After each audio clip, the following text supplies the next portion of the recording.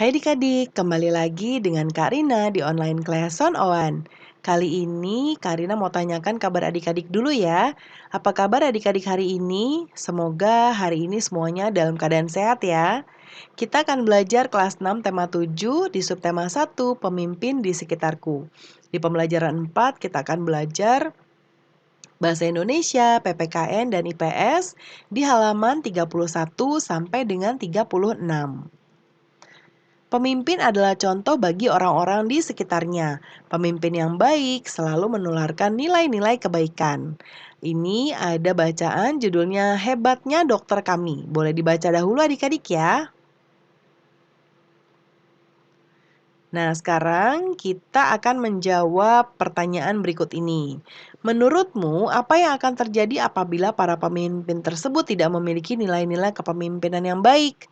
Nah, organisasi atau kumpulan yang dipimpin oleh pemimpin tersebut akan mengalami kekacauan. Tujuan yang ingin dicapai bersama-sama dalam kumpulan atau organisasi tersebut akan sulit untuk terwujud. Yang kedua, kepada siapa saja pemimpin tersebut bertanggung jawab apa yang perlu disyukuri oleh seorang pemimpin.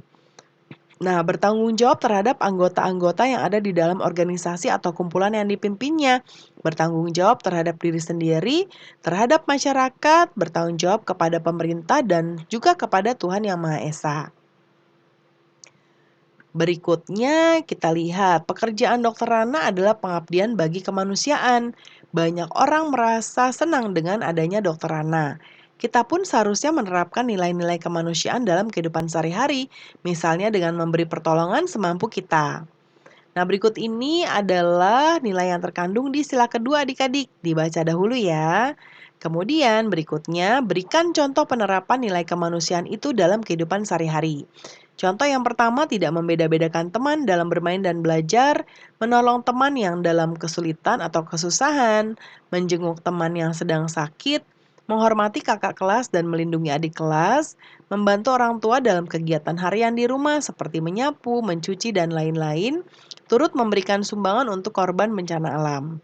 Yang kedua, apa pendapatmu mengenai pelaksanaan nilai-nilai kemanusiaan di lingkungan sekitarmu? Pelaksanaan nilai-nilai kemanusiaan di lingkungan sekitar saya sudah berlangsung dengan baik. Walau ada beberapa hal yang perlu ditingkatkan seperti kesadaran warga dalam menyumbang korban bencana, kepedulian terhadap tetangga yang ditimpa kesusahan. Nah, berikutnya salah satu penerapan nilai kemanusiaan adalah bekerja sama dengan negara lain. Bagaimana bentuk kerjasama negara kita dengan negara-negara ASEAN dalam bidang politik? Carilah informasi mengenai peristiwa berikut ya. Nah, seperti ini ya. Nah, Karina buat seperti ini ke bawah ya. Nanti adik-adik boleh buat seperti ini juga tidak masalah. Yang pertama, bagian pertama KTT 1 ASEAN yang ini ya. Keterangannya adalah merupakan KTT atau konferensi tingkat tinggi pertama yang diadakan oleh negara-negara anggota ASEAN. Salah satu hasil dari KTT pertama tersebut adalah pembentukan Sekretariat ASEAN yang berkedudukan di Jakarta, Indonesia. Nah, peran Indonesia menjadi sekjen atau sekretaris jenderal, menjadi tuan rumah penyelenggara KTT 1, kerjasama antar parlemen di ASEAN. Lalu yang bagian kedua, kerjasama antar parlemen di ASEAN, keterangannya adalah ASEAN Interparliamentary Organization atau AIPO merupakan kerjasama antar parlemen, merupakan badan yang didirikan untuk meningkatkan kerjasama antar parlemen negara-negara ASEAN. Lalu peran Indonesia dalam bidang kerjasama antar parlemen antara lain, pada tahun 1974 Indonesia atau DPR RI mengusulkan pembentukan kerjasama antar parlemen ASEAN. Pada tahun 77 Indonesia bersama Thailand, Filipina, Singapura, dan Malaysia secara resmi mendirikan kerjasama antar parlemen ASEAN. Yang terakhir pertemuan ke-44 Menteri Luar Negeri ASEAN di 19 Juli 2011. Keterangannya di Bali ya, tindak lanjut dari KTT ASEAN ke-18, pertukaran pandangan isu-isu regional dan internasional.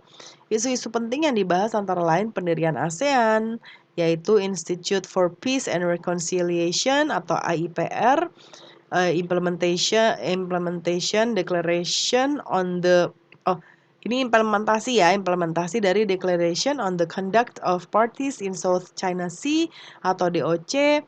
Kemudian ASEAN Community Building and ASEAN Fair. Nah, peran Indonesia sebagai tuan rumah pertemuan ke-44 menjadi pemimpin dan dalam pertemuan ke-44. Kemudian yang nomor 2, dari informasi yang kamu kumpulkan, buatlah laporannya. Nah, peran Indonesia dalam bidang politik ASEAN. Yang pertama, mengikuti ASEAN Defense Minister Meeting atau ADMM, pertemuan para menteri pertahanan, melakukan pengiriman duta dan konsulat, menegakkan perjanjian ekstradisi di kawasan ASEAN, melaksanakan perjanjian kawasan bebas nuklir sebagai pendukung kesepakatan kawasan damai, bebas, dan netral, ikut bekerja sama menanggulangi nafsa atau narkotika, psikotropika, dan zat adiktif lainnya di Asia Tenggara. Ikut terlibat aktif dalam penyelesaian konflik di kawasan ASEAN. Nah, berikutnya pada pembelajaran 3, kamu telah mengidentifikasi hal-hal pokok dalam teks pidato. Sekarang carilah salah satu contoh teks pidato. Ya, nih Karina sudah buat nih. Ada cukup banyak sebetulnya, ya. Nah, ini ya. Assalamualaikum warahmatullahi wabarakatuh. Hadirin yang saya hormati. Dalam kesempatan yang berbahagia ini, marilah kita bersyukur kepada Allah Subhanahu wa taala atas segala nikmat serta hidayahnya yang telah dicurahkan kepada kita semua, sehingga pada kesempatan kali ini kita bisa hadir dalam acara peringatan Hari Pendidikan Nasional. Hadirin yang berbahagia, dalam mencari ilmu, Allah Subhanahu wa taala pernah menguji para malaikat-malaikatnya bahwa ternyata tidak ada seorang pun di dunia ini yang mempunyai ilmu pengetahuan kecuali hanya Allah Subhanahu wa taala. Sebagian ilmu yang kita miliki ini adalah titipannya. Bahkan malaikat pun tidak akan memiliki ilmu pengetahuan selain apa yang telah diajarkan kepadanya. Oleh karena itu, kita tidak boleh sombong dengan pengetahuan yang kita miliki. Bahkan dengan apapun yang kita miliki tidak boleh sombong. Hadirin yang saya hormati, sebagian dari keutamaan orang mencari ilmu adalah dimudahkan serta dibimbing melalui jalan menuju kebenaran. Betapa pentingnya orang yang menuntut ilmu sehingga diberikan pengetahuan yang luar biasa. Peranan para tenaga pengajar juga sangat penting sehingga orang yang bersamanya duduk untuk menimba ilmu, ini duduk ya adik-adik, menimba ilmu pengetahuan darinya. Walau hanya 1 jam saja itu lebih disukai oleh Allah Subhanahu wa taala daripada pahalanya dalam beribadah 1000 tahun. Hanya itu yang bisa saya sampaikan, mudah-mudahan ada manfaatnya, serta diberikan ilmu yang bermanfaat dan diridhoi Allah Subhanahu wa taala. Amin. Wassalamualaikum warahmatullahi wabarakatuh. Nah, itu contohnya ya. Ini bisa adik-adik cari juga di internet. Kemudian identifikasi hal-hal pokok. Tadi ada salam pembuka ya. Lalu pendahuluan menyampaikan tentang menuntut ilmu, intinya adalah mengajak untuk selalu menuntut ilmu karena hal itu disukai Allah. Lalu ada penutup dan salam penutup. Nah, nanti dibacakan hasilnya. Sampai di sini pembelajaran kita ya. Terima kasih sudah menonton sampai akhir. Semoga pembelajaran kita hari ini bermanfaat ya. Mohon dimaafkan apabila ada kesalahan dalam perkataan maupun dalam materi yang diberikan. Sampai jumpa di pembelajaran berikutnya.